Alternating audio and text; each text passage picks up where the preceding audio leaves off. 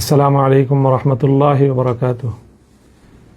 প্রিয় দর্শক ও শ্রোতা মণ্ডলী, পবিত্র রমজানুল মুবারকের এই রাত গভীরে এই মুহূর্তে আমি এই লাইভে এসেছি এটি তাৎক্ষণিক বিষয়ে প্রতিক্রিয়া ব্যক্ত করার জন্য। দর্শক শ্রোতা মণ্ডলী, আজ সারাদিন বিভিন্ন গণমাধ্যম এবং সামাজিক যোগাযোগ মাধ্যমে আপনারা একটি বিষয় লক্ষ্য করেছেন যে আজকে আমাদের ঢাকা 13 আসন মোহাম্মদপুর আদাবর শেরে বাংলানগর এই আসনে নির্বাচনকে কেন্দ্র করে যে সকল অনভিপ্রেত অনাকাঙ্ক্ষিত ঘটনা সংঘটিত হয়েছে সেটি দেশব্যাপী আলোচিত একটি বিষয়। আমরা সকলেই জানি বিগত ত্রয়োদশ জাতীয় সংসদ নির্বাচনে যে আসনগুলোতে ব্যাপকভাবে ইলেকশন ইঞ্জিনিয়ারিং হয়েছে এবং জনগণের রায় ছিনতাই করা হয়েছে অত্যন্ত নগ্নভাবে, তার মধ্যে সবচেয়ে আলোচিত আসন হলো ঢাকা 13 আসন। এখানে জনগণের যে ভোট এবং জনগণের যে রায় সেটাকে সুস্পষ্ট ষড়যন্ত্রের মাধ্যমে ছিনতাই করা হয়েছে এবং সেই ছিনতাই কাণ্ডের সাথে অত্যন্ত দুঃখজনকভাবে বাংলাদেশের দায়িত্বশীল অনেকগুলো মহল এটার সাথে জড়িত। তার সুস্পষ্ট বিভিন্ন প্রমাণাদি এবং ঘটনা প্রবাহ আমাদের সামনে বিদ্যমান রয়েছে। সেই সাথে আমি এই কথাও বলতে চাই যে এই নির্বাচনে নির্বাচনকে নিয়ে আমরা আমাদের অভিমত ইতিমধ্যেই একাধিকবার ব্যক্ত করেছি। নির্বাচনটি ছিল দৃশ্যত সারাদিন অনেকটাই শান্তিপূর্ণ, সুশৃঙ্খল এবং মানুষের ব্যাপক আগ্রহ এবং উদ্দীপনা উৎসাহ একটি উৎসাহব্যঞ্জক পরিবেশে নির্বাচনটি সম্পন্ন হয়েছে। নির্বাচনটা যতটা সুন্দর, অংশগ্রহণমূলক এবং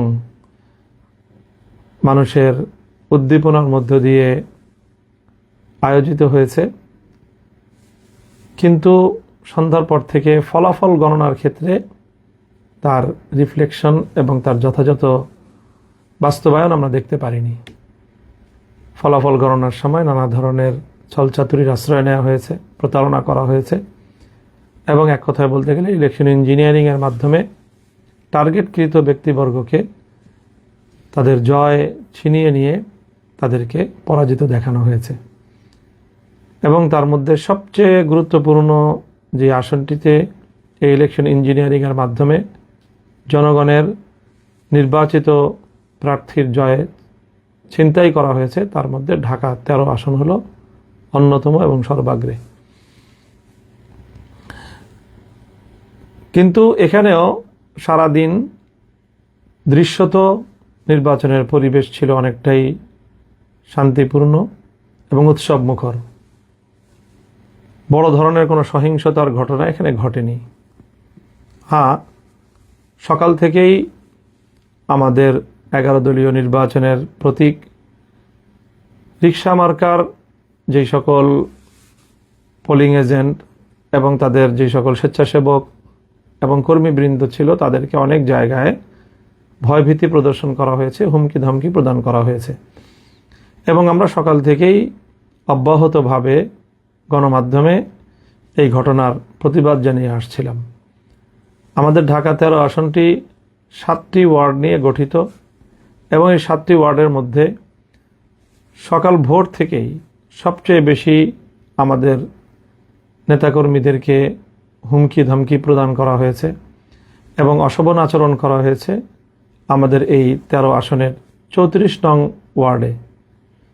স্থানীয় বিএনপি নেতা রাজেশ খানের নেতৃত্বে এই জাতীয় কার্যকলাপ পরিচালনা করা হয়।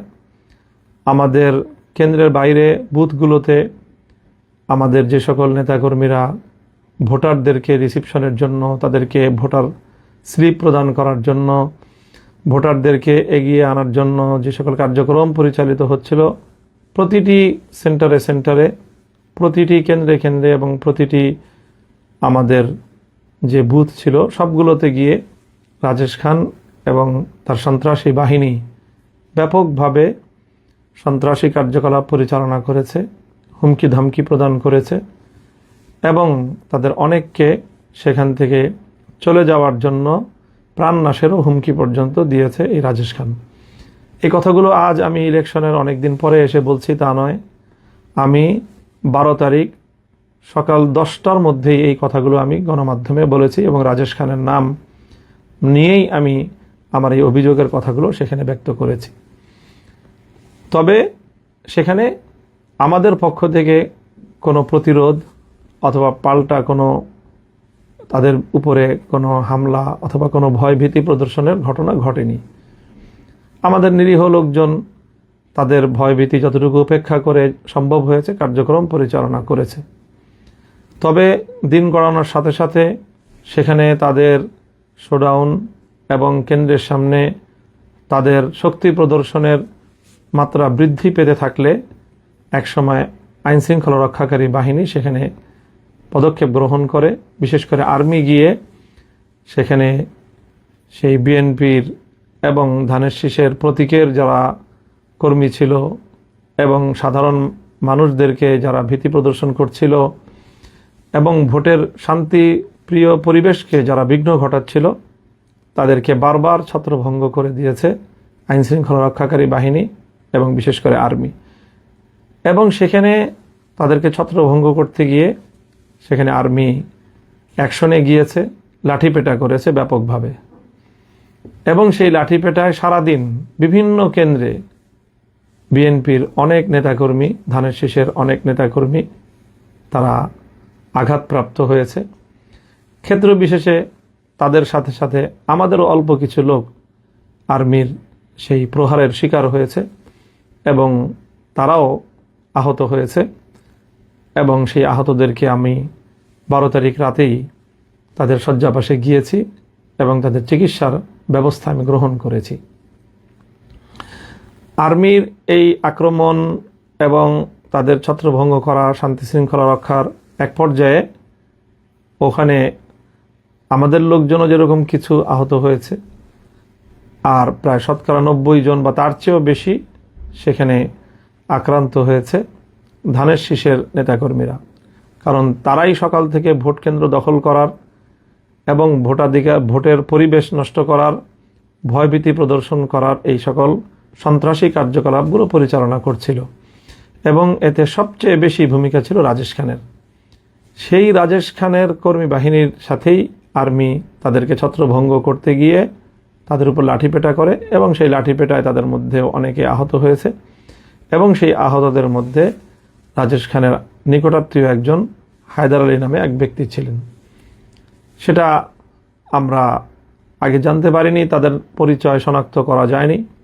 আজকে ধানের শীষের প্রার্থী হয়তো আগাম তারা অনুভব করেছিল যে হায়দার আলীর তার অবস্থা শোচনীয়, আর্মির লাঠিপেটায় গুরুতর আহত এবং আইসিইউতে সে সম্ভবত ভর্তি ছিল এবং আমরা আশঙ্কা করছি যে তার অবস্থা সংকটাপন্ন এবং তার মৃত্যু নিশ্চিত জেনেই সকালবেলা ধানের শীষের প্রার্থী একটি এখানে সিন ক্রিয়েট করেছে এবং আমাদেরকে বা আমাদের উপর এর দায় চাপানোর জন্য একটি নাটক মঞ্চস্থ করেছে এবং সেই নাটকের মাধ্যমে মূলত তাদের সন্ত্রাসী কার্যকলাপ, রাজেশ খানের এই দখলদারি, সন্ত্রাস এবং ভোট কেন্দ্র দখল করার তাদের এই প্রবণতা এবং তার প্রেক্ষিতে সেনাবাহিনীর পদক্ষেপের বিষয়কে আড়াল করার জন্য শাক দিয়ে মাছ ঢাকার একটি প্রবণতা হিসেবে হঠাৎ করে আজ ইলেকশনের এতদিন পরে এসে এই জাতীয় ঘটনার দায় রিক্সা মার্কার নেতাকর্মীদের উপর চাপানোর চেষ্টা করা হয়েছে। আমি মনে করি এটি একটি দূরভিসন্ধি এবং ষড়যন্ত্রমূলক ঘটনা। কিছুক্ষণ পূর্বে আমরা দেখেছি সামাজিক যোগাযোগ মাধ্যমে রাজেশ খানের এবং তার সহকর্মীদের মাধ্যমে তারা যেই সংবাদ প্রচার করেছে, সেখানে ওই হায়দার আলীর নিহত হওয়ার সংবাদ প্রচারিত হয়েছে। এবং আবারও তারা ওই শাক দিয়ে মাছ ঢাকার মতো মিথ্যাচার করে আর্মির হামলায় আহত হয়ে এবং শেষে নিহত ব্যক্তির এই ঘটনাকে তাদের সন্ত্রাসী কার্যকলাপ, রাজেশ খান তার নিজের অপরাধকে ঢাকা দেওয়ার জন্য সে আমাদের উপর এর দায় চাপানোর অপচেষ্টা চালিয়েছে। আমরা এই অপচেষ্টার তীব্র নিন্দা জানাই এবং সেখানে স্বাভাবিকভাবেই সিসিটিভি ফুটেজ থাকার কথা প্রতিটি কেন্দ্রকে সামনে রেখে। সেখানে কি ঘটনা ঘটেছিল, সেনাবাহিনী কেন তাদের উপর হামলা চালিয়েছিল, আমাদের কাছে একাধিক প্রত্যক্ষদর্শীর বরাতে এই সংবাদ এসেছে যে সেই দিন রাজেশ খান এবং হায়দার আলী তারা আর্মিকে চ্যালেঞ্জ করেছিল এবং আর্মিকে তারা সেখান থেকে হুমকি ধমকি দিয়ে আর্মির সাথেও অসদাচরণ করার প্রেক্ষিতে আর্মি তাদের উপরে চড়াও হয় এবং তারা আর্মির দ্বারা লাঠিপেটার শিকার হয় এবং সেই ঘটনারই প্রেক্ষিতে এই মর্মান্তিক বিয়োগান্তক ঘটনাটি ঘটে যায়। কোনো মানুষের প্রাণহানি এটি অবশ্যই আমাদের সকলের কাছে অত্যন্ত মর্মান্তিক একটি বিষয়, দুঃখজনক একটি বিষয়।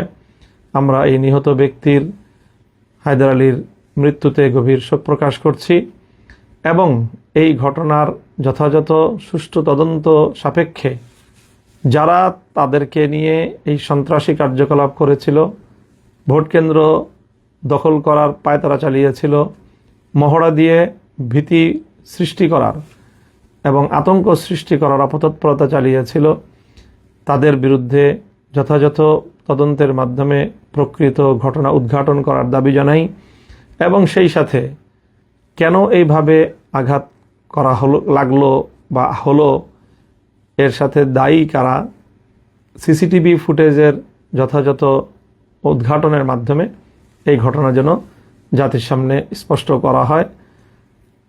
এখানে একদিকে আমরা তাদের বিরুদ্ধে ইতিমধ্যে ইলেকশন ইঞ্জিনিয়ারিংয়ের অসংখ্য তথ্য প্রমাণ আমাদের কাছে বিদ্যমান থাকার প্রেক্ষিতে বিষয়টি নিয়ে আমরা যেমনিভাবে নির্বাচন কমিশনের কাছে আমাদের অভিযোগ দায়ের করেছি, সে একই সাথে আমরা এই বিষয়গুলো নিয়ে আমাদের আইনানুগ যাবতীয় পদক্ষেপ গ্রহণ করার আমরা পর্যায়ক্রমিক পদক্ষেপের মধ্যে রয়েছি, প্রক্রিয়ার মধ্যে রয়েছি।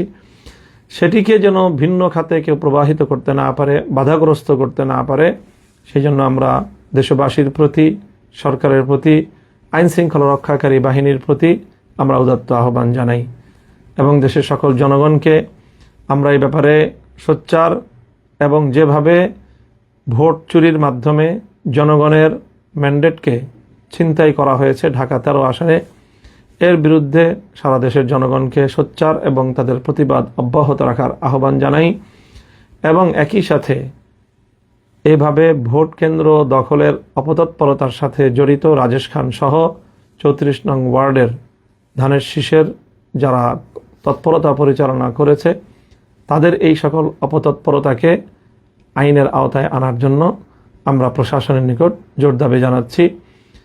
আমরা চাই যেভাবেই হোক, যে প্রক্রিয়ার মাধ্যমেই হোক, একটি সরকার প্রতিষ্ঠিত হয়েছে, দেশ দীর্ঘ সংগ্রামের মধ্য দিয়ে একটি নির্বাচন পরবর্তী বাংলাদেশে একটি নতুন সরকার ক্ষমতাসীন হয়েছে।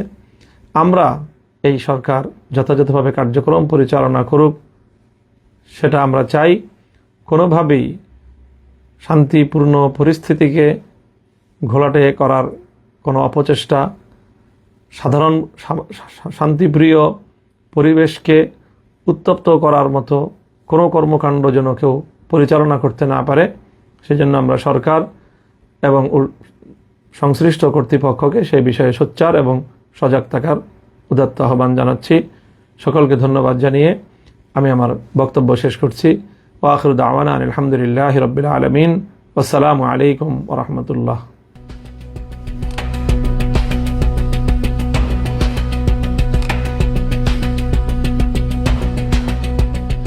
দিনাজপুর টিভি, মানুষের জীবনের কথা বলে।